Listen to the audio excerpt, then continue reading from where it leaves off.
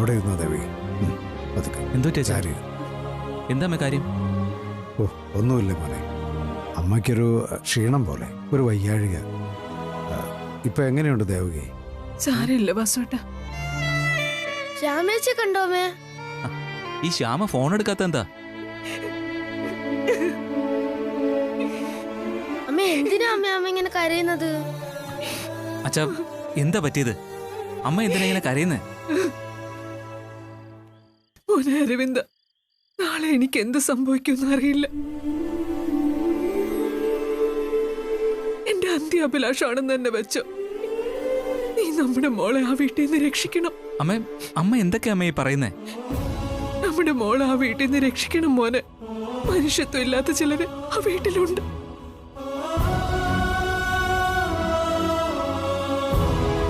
ശ്യാമയ്ക്ക് എത്ര കാലം അവിടെ പിടിച്ചു നിൽക്കാൻ പറ്റുമെന്ന് എനിക്കറിയില്ല.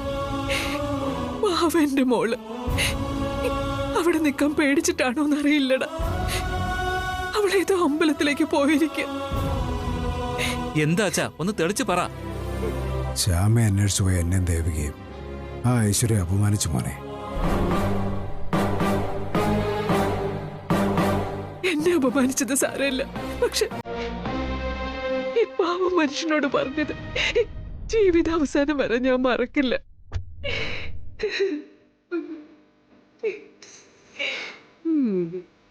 ഈശ്വരൻ എന്നൊരു ശക്തി ഉണ്ടെങ്കിൽ ആ ഈശ്വരൻ അവളെ കൊണ്ട് ഇതിനൊക്കെ നമ്മളോട് മാപ്പ് പറയിപ്പിക്കും. അച്ഛാ, ശ്യാമേച്ചി എവിടെ അച്ഛാ? മോനെ, ശ്യാമ ഏതോ അമ്പലത്തിൽ പൂജയ്ക്കൊക്കെ പോയിരിക്കുക.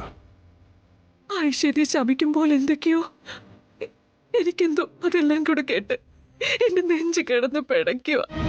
ഞാൻ ഐശ്വര്യ കണ്ട് ഇപ്പൊ തന്നെ ചോദിച്ചിട്ട് വരാം. മോനെ വേണ്ട, ഒന്നും വേണ്ട. ആ ഐശ്വര്യയുടെ സ്വഭാവം ഒരിക്കലും മാറാൻ പോകുന്നില്ല. നമുക്കെത്രയോ അനുഭവങ്ങളുണ്ട്. അതുമല്ല, അഖിമോന്റെ അമ്മ ഇപ്പൊ ആശുപത്രിയില്ല.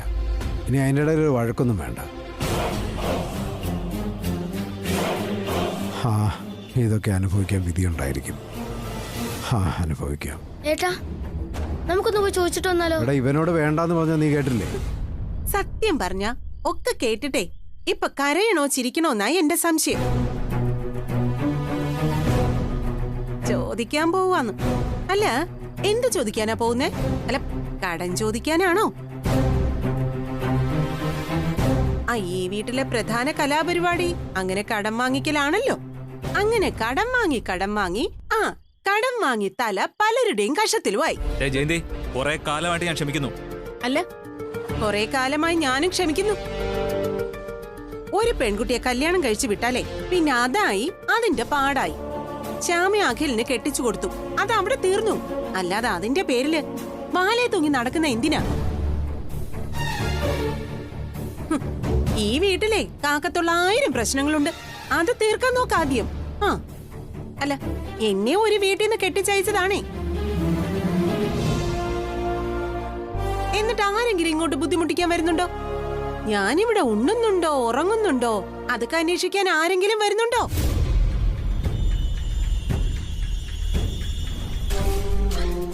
അതിനിവിടെ ലോകത്തൊരിടത്തും ഇല്ലാത്ത വല്ലാത്തൊരു.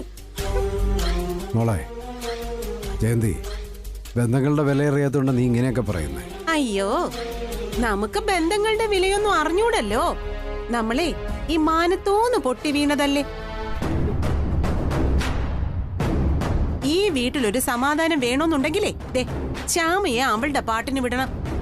അവക്ക് എന്തെങ്കിലും സംഭവിച്ചാ ഇവിടെ ആരും വാലിന് തീ പിടിച്ച പോലെ ഓടേണ്ട കാര്യമൊന്നുമില്ല. അവളെ താലി കെട്ടിയ ആളുണ്ടല്ലോ, അഖില്. അയ്യോ അല്ലല്ല, അവളുടെ അഖിൽ സാർ. ആ അഖിൽ സാർ നോക്കിക്കോളും ബാക്കി കാര്യം. മതി, ഒന്ന് നിർത്ത്. നിർത്താൻ പറയുന്നത് കേട്ടാ തോന്നും ഞാനാ ഇവിടെ തുടങ്ങി വെച്ചെന്ന്. എന്തായാലും ഒരു കാര്യം ഞാൻ പറഞ്ഞേക്കാം, എന്നിട്ട് ഞാൻ നിർത്തിയേക്കാം. ശ്യാമയുടെ ഈ ഭക്തി ഉണ്ടല്ലോ, അതായിരിക്കും അവളെ കൊണ്ട് ഈ അപകടത്തിൽ ചാടിക്കുന്നത്. അല്ലെങ്കിൽ പിന്നെ ഭർത്താവ് വിദേശത്തായിരിക്കുമ്പോ ഈ പൂജ എന്നൊക്കെ പറഞ്ഞ് ഇറങ്ങിത്തിരിക്കേണ്ട ആവശ്യമുണ്ടോ? ഇപ്പൊ തന്നെ അരവിന്ദേട്ടൻ ദൂരെ എവിടേക്കെങ്കിലും പോയാ ഞാൻ ഈ വീടിന്റെ പടിക്ക് പുറത്തിറങ്ങാറുണ്ടോ? വേണ്ട, ഞാനൊന്നും പറയുന്നില്ലേ. കണ്ടറിയാത്തവനെ കൊണ്ടാലറിയും. ആ, എന്താന്ന് വെച്ചാ അനുഭവിച്ചോ.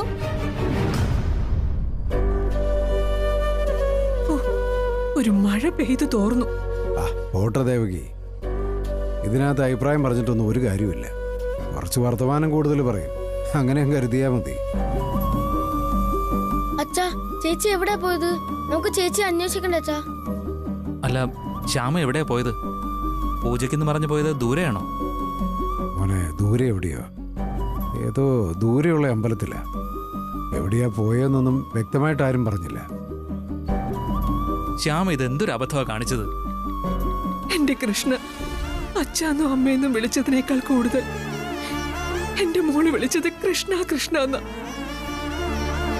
അതിലും വലിയൊരു ഭക്തൻ നിനക്ക് വേറെ ഉണ്ടോന്നറിയില്ല. എന്റെ മോളെ കൈവിടരുത്, കൂടെ ഉണ്ടാവണേ കൃഷ്ണ. ഈ സമാധാനമായിട്ടിരിക്കും ദേവകി. നമ്മുടെ മോടെ കൂടെ അവിടെ ഭഗവാൻ കൃഷ്ണൻ ഉണ്ടാവും. എന്റെ ഭഗവാനെ, എന്റെ കുഞ്ഞിനെ കാത്തോണേ.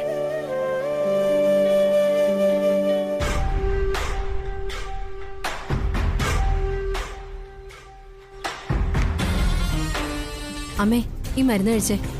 വേണ്ട, എനിക്ക് മരുന്നൊന്നും വേണ്ട. എനിക്ക് എന്റെ മോനെ കണ്ടാ മതി. അഖിയെ കണ്ട എന്റെ എല്ലാ അസുഖവും മാറും. അഖിയോടൊന്ന് വരാൻ പറഞ്ഞേ. അമ്മ ഇടുന്ന് ബഹളം വെക്കാതെ ഈ മരുന്ന് കഴിക്കേ, അസുഖം മാറണ്ടേ? ഇല്ല, ഞാൻ പറഞ്ഞില്ലേ, ആദ്യം എന്റെ മോൻ വരട്ടെ.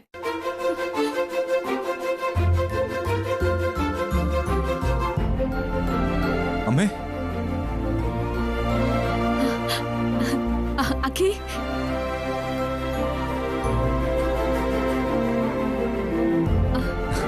അഖി, വേണ്ട വേണ്ട, ഇരിക്കും. മോൻ വന്നിട്ടേ മരുന്ന് കഴിക്കുമെന്ന് പറഞ്ഞ് അമ്മ വാശി പിടിക്കുകയായിരുന്നു.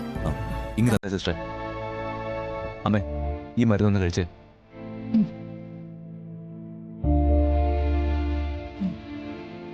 കയ്പുള്ള മരുന്നാണെന്ന് പറഞ്ഞ് ഭയങ്കര ബഹളമായിരുന്നു. എന്റെ മോന്റെ കൈ കൊണ്ട് എന്ത് തന്നാലും അത് മധുരമായിരിക്കും. അമ്മേ, അമ്മ കരയാതെ. മോനെ, ശ്യാമ എവിടെയാ? ശ്യാമ അമ്പലത്തിൽ പൂജയ്ക്ക് പോയിരിക്കല്ലേ. ഞാൻ ഫ്ലൈറ്റ് ഇറങ്ങി നേരെ അമ്മയെ കാണാനാ വന്നത്. ഇവിടുന്ന് നേരെ ശ്യാമയെ അന്വേഷിച്ച് പോണം. നീ എത്രയും പെട്ടെന്ന് ശ്യാമ എന്റെ മുമ്പിൽ കൊണ്ടുവരണം.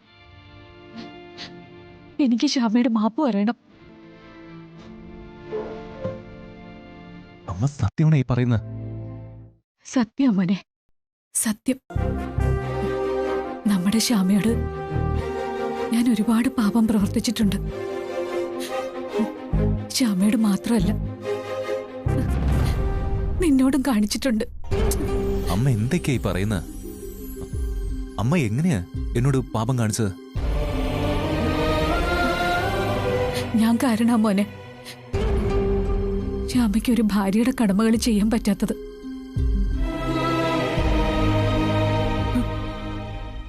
നിന്നോടൊപ്പം ഒരേ കിടക്കയിൽ കിടക്കില്ലെന്ന് ഞാൻ അവളെ കൊണ്ട് സത്യം ചെയ്യിച്ചിരുന്നു. അമ്മേ, അതെ മോനെ, എന്റെ ദുരഭിമാനം. അതാ ശ്യാമയെ കൊണ്ട് ഞാൻ അങ്ങനെ സത്യം ചെയ്യിക്കാൻ കാരണം.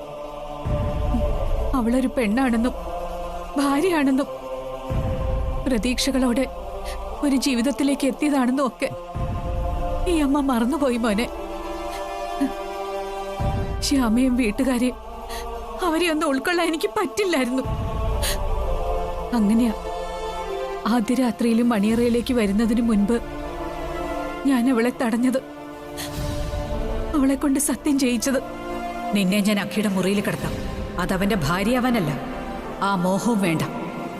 നീ അവന്റെ കാവൽക്കാരിയാവാമെങ്കിൽ എന്താ, സമ്മതമാണോ? സമ്മതാണ്. നീ എനിക്ക് സത്യം ചെയ്തു തരണം. നീ നിന്റെ കൃഷ്ണന്റെ പേര് ചൊല്ലി നിങ്ങൾ ഒരു തെറ്റും ചെയ്യില്ലെന്ന്. എത്ര വലിയ ദ്രോഹം അമ്മ അമ്മ ചെയ്ത്. മോനെ, ഞാനൊന്ന് പറയട്ടെ. എന്ത് പറയട്ടേന്ന്?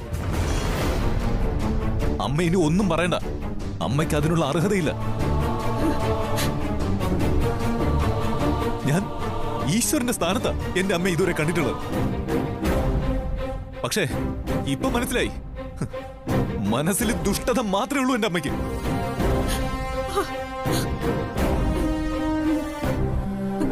അഖി, നീ അമ്മയെ ശപിക്കല്ലേടാ. അമ്മ ഇനി ഞാൻ ശപിക്കേണ്ട കാര്യമില്ല. ദൈവങ്ങൾ ശപിച്ചു കഴിഞ്ഞിട്ടുണ്ടോ? ഒരു പാവം പെൺകുട്ടിയുടെ സ്വപ്നങ്ങളൊക്കെയാ അമ്മ ഇല്ലാതാക്കിയത്.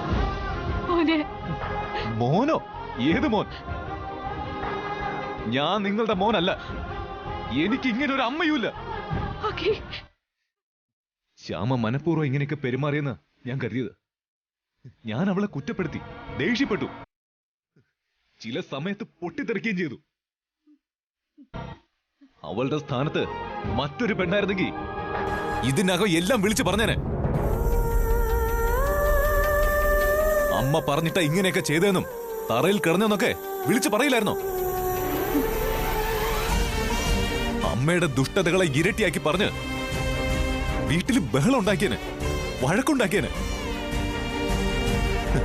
എന്നെയും കൊണ്ട് എങ്ങോട്ടെങ്കിലും മാറി താമസിക്കാൻ വഴക്കുണ്ടാക്കിയനെ. പക്ഷെ ആ സാധു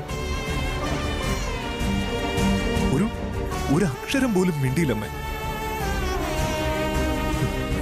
അവളുടെ വ്രതങ്ങളൊക്കെ കാരണമാ അകന്നു കിടക്കുന്നതെന്നാ അവൾ എപ്പോഴും പറഞ്ഞിട്ടുള്ളത്. ഏതെല്ലാം സന്ദർഭങ്ങളിലാണ് അവൾ അമ്മയെ രക്ഷിച്ചിട്ടുള്ളത്? അമ്മ ഒന്ന് ആലോചിച്ച് നോക്കണം.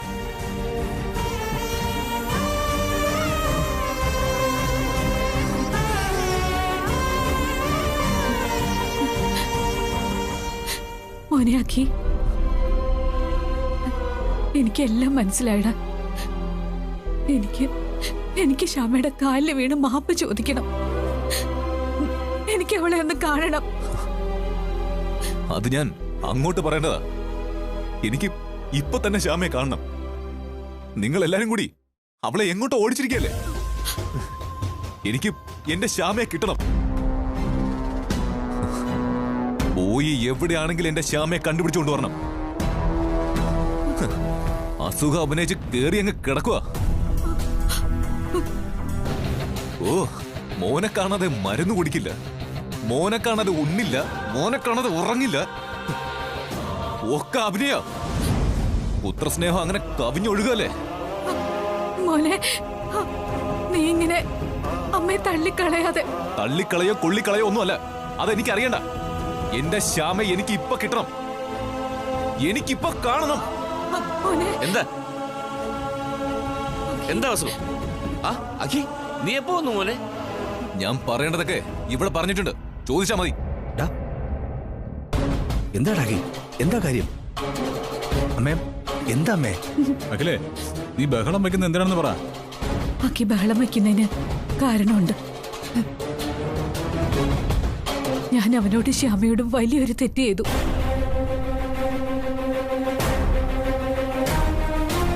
ഭാര്യയും ഭർത്താവും എന്ന നിലയ്ക്കുള്ള ഒരു ബന്ധം ഉണ്ടാവരുതെന്ന് ഞാൻ ശ്യാമയെ കൊണ്ട് കല്യാണ ദിവസം സത്യം ചെയ്യിച്ചിരുന്നു.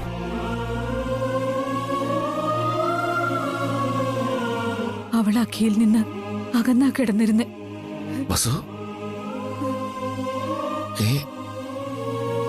ഇത്ര വലിയ ദുഷ്ടയായിരുന്നു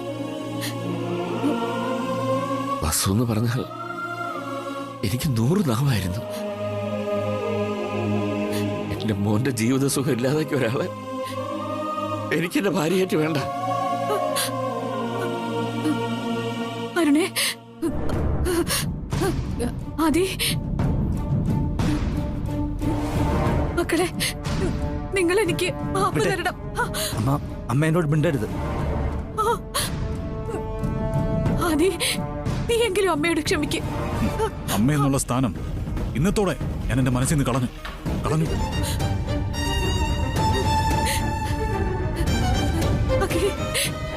മോനെ, എനിക്കൊരു സെന്റിമെന്റ്സും കേൾക്കണ്ട.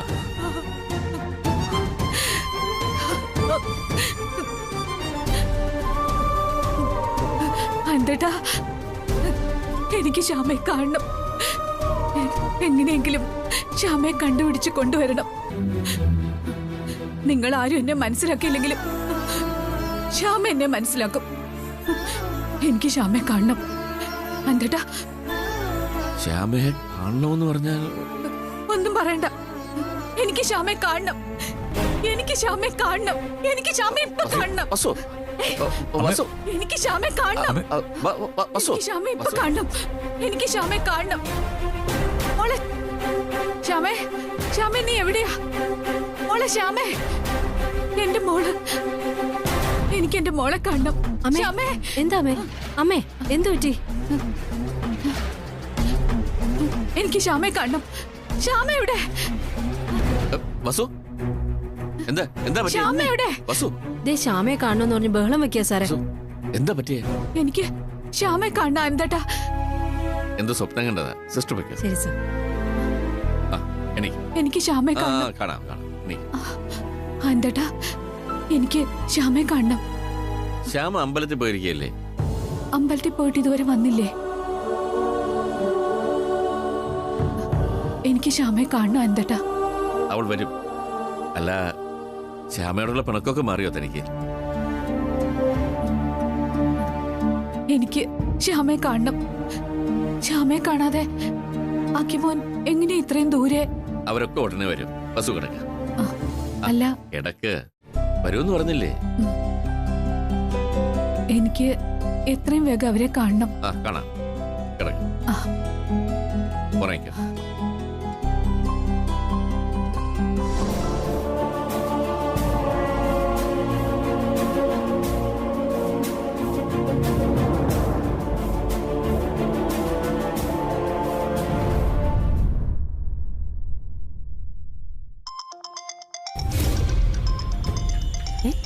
അഖിയാണല്ലോ.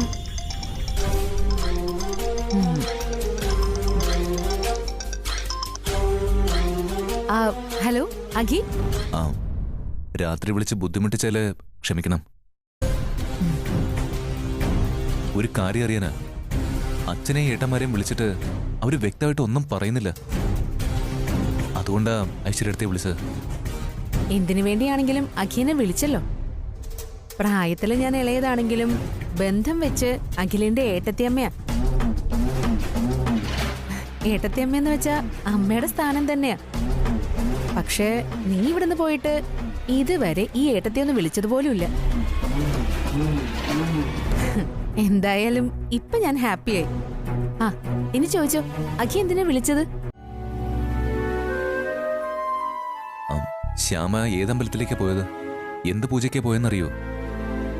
ശ്യാമയെ ഞാൻ കുറെ വിളിച്ചു, ഇതുവരെ കിട്ടിയിട്ടില്ല.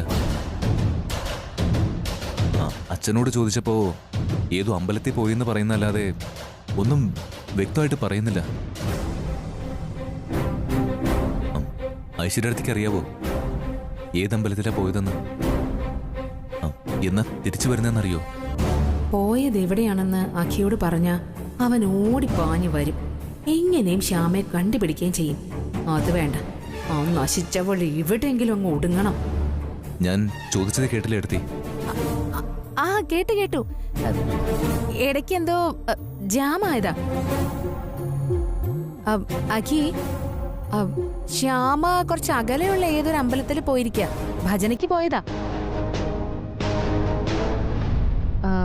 മൊബൈൽ ഓഫായിരിക്കുമെന്ന് പറഞ്ഞു. എന്തെങ്കിലും ആവശ്യമുണ്ടെങ്കിൽ ഇങ്ങോട്ട് വിളിക്കാന്ന് അപ്പച്ചോട് പറഞ്ഞായിരുന്നല്ലോ. പക്ഷെ ശ്യാമ എന്നെ വിളിച്ചൊന്നും പറഞ്ഞില്ലല്ലോ. അച്ഛനോടും കാര്യമായിട്ട് ഒന്നും പറഞ്ഞിട്ടില്ല. അതാണ് പൂജയുടെയും ഭക്തിയുടെയും പ്രത്യേകത. ഭക്തർ പല കാര്യങ്ങളും അവരവരുടെ മനസ്സിലേ സൂക്ഷിക്കൂ. പറയേണ്ടതൊക്കെ ദൈവത്തോടെ പറയൂ. ശ്യാമ തന്നെ അമ്പലവുമായിട്ട് ബന്ധപ്പെട്ട പല കാര്യങ്ങളും ആരോടും പറഞ്ഞിട്ടില്ലല്ലോ. അഖിയോടും പറഞ്ഞിട്ടില്ലല്ലോ, അല്ലേ?